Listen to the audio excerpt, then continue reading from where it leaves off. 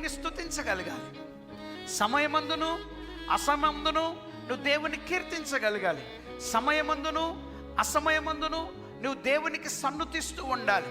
ఆయన అన్నాడు 3 విషయాలు గమనించండి: వ్యర్థమైన ఆరాధన, యథార్థమైన ఆరాధన, నిత్య ఆరాధన.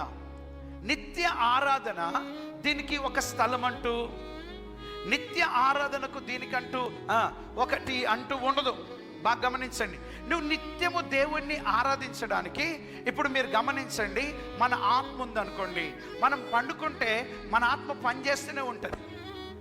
మనం పనిచేయడానికి మన ఆత్మ ఎప్పటికైనా పనిచేస్తుంది. మన ఆత్మలో ఎప్పటికైనా మనం దేవునికి ఏదైనా చేయొచ్చు. ఇప్పుడు మీరు గమనించండి, మనం చేస్తున్న ఆరాధన వస్తుపరమైంది. నాకు ఇది వచ్చింది కాబట్టి ఆరాధన చేయాలి, మాకు ఇది కలిగింది కాబట్టి ఆరాధన చేయాలి, మాకు ఇది ఉంది కాబట్టి ఆరాధన.